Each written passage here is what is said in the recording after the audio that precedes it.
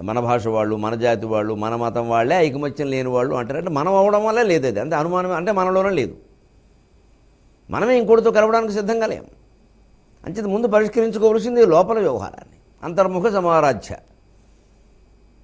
లేకపోతే బహిర్ముఖ సుదుర్లభ. బహిస్తత్వం అర్థం కాదు ఎంతసేపు అంతర్ముఖం కాంది. అందుకే రామకృష్ణ పరమహంస లాంటి మహానుభావులు నువ్వు ఏమీ చేయొద్దు, ముందు నువ్వెవరో తెలుసుకోమన్నారు. రమణ మహర్షి ఆశ్రమంలో ఆయన కూర్చొని ఉండగా ఒకసారి సంగీత కచేరీ జరిగింది. ప్రసిద్ధ విద్వాంసురాలు ఎవరో పాట పాడారు. సరే ఆయన చూశారు, ఆనందించారు, బాగుంది, విన్నారు. తర్వాత ఆవిడ వెళ్ళి ఆయనకి నమస్కారం చేసి, నాకు త్యాగరాజు అన్నమయ్యలాగా పాడి తరించాలని ఉందండి అన్నారు. వెంటనే ఆయన అన్నట్ట, వాళ్ళు పాడి తరించలేదమ్మా, పొరపాటు పడుతున్నావు, వాళ్ళు పాడి తరించలేదమ్మా, తరించాకే పాడారు అన్నట్టు. అది తేడా, తరించాకే పాడారు. మన కవులు పూర్వంగా వాల్మీకి లాంటి వాళ్ళకి మాబోటి వాళ్ళకి తేడా ఏమిటంటే వాళ్ళు తపించి తర్వాత రచించారు. మేమేం చేస్తున్నాం, రచించి తప్పిస్తున్నాం, పురస్కారాల కోసం, సన్మానాల కోసం, పత్రికల కోసం, ప్రచారం కోసం. తప్పించి రచించాలి, రచించి తప్పించకూడదు. మనం తప్పించి రచిస్తే దానికి ఏం జరగాలో జరుగుతుంది, మనమేం ప్రయత్నించక్కల. ఆ తపన ఉండాలి రచనలోనే. సంగీతం తరించాక పాడాలమ్మా, పాడాక తరించేది పాటతో తరిస్తాం, ఏదైనా పడవా? తరించాకే పాడాలి, ముందు ధరించడమే ముఖ్యం. అంచేది ఆత్మజ్ఞానం, ఆ వైరుధ్యాలు మనలో ఉన్నాయి. ముందు మనలో ఉన్నవి, మన ఇంట్లో ఉన్నవి, మన పక్క వాళ్ళతో ఉన్నవి, మన ఇంట్లో బంధువర్గంతో ఉన్నవి మనం పోగొట్టుకోకుండా దేశంలో ఐకమత్యం గురించి సంస్థ పెడతామంటే. అంచేది వినాయకుడు ఆయనకు వచ్చినటువంటి విఘ్నాలన్నీ స్వయంగా ఎదుర్కొన్నాడు, ఎవరిని ప్రార్థించలేదు ఆయన. అలా స్వయంగా ఎదుర్కోమని వినాయకుడు మనకు చెబుతున్నాడు. కాబట్టి విఘ్నరాజు కాగలిగాడు. భారతానికి ఎదురైంది, ఆయన వెంటనే వ్యాసుని ప్రార్థించలేదు, శివుని ప్రార్థించలేదు, దంతం వెరగొట్టడు, రాసి పారేశాడు అంతే. అలాగ మనకు వచ్చినటువంటి విఘ్నాలను మనమే ఎదుర్కోవాలి, అదే వినాయక తత్వం. అప్పుడు వినాయకుడు మనమే. మళ్ళీ ప్రార్థించేది ఏమిటి? ప్రార్థించువాడెవడు, ప్రార్థితుడెవడో ఏముంటుంది అక్కడ?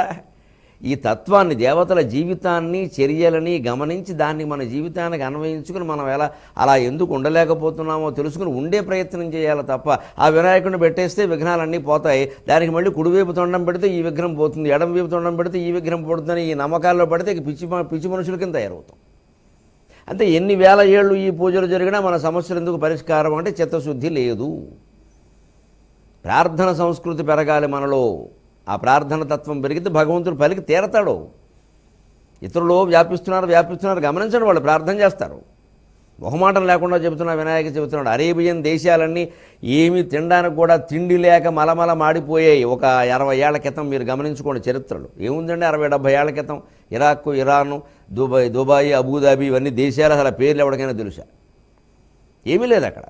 అక్కడ పాపం వాళ్ళు ప్రతిరోజు 5 సార్లు ఆ ఇసుకలో కూర్చొని అల్లా అల్లా అల్లా మాకేమన్నా పెట్టల్లా అల్లా అల్లా అని ఎంతో భక్తితో ప్రార్థన చేశారు. మనం గ్రహించాలి. అలల్లాడిపోయారు నిజంగానే. ఆ ఆర్తికి భగవంతుడు కరిగాడు, వాళ్ళ దగ్గర ఆయిల్ పడేలా చేశాడు. మనకు ఆర్తి ఎక్కడది? అజీర్తి తప్ప. మనకు సరంజామా పెంచేసాం, మనం అసలు సత్యం తగ్గించేసాం. ఇంకా అది పెట్టాలా ఇది పెట్టాలా, మళ్ళీ ఇందులో 16 రకాల గణపతులు, 16 నైవేద్యాలు, 16 పూజలు, ఇందులో ఏది తేడా రాకూడదు. అసలు ఈ గణపతి తత్వం ఏమిటో మనకు అనవసరం. ఆ మార్పు రావాలి. వినాయకుడు ఏం చేశాడు? స్పష్టంగా ఆటంకం వస్తే ఎదుర్కొన్నాడు తప్ప దండం పెడుతూ కూర్చోలేదు. ఎదుర్కోవాలి ధైర్యంగా. అప్పుడు ఆటంకాలే పారిపోతాయి మనకు భయపడి. అప్పుడు మనమే వినాయకుడు అవుతాం.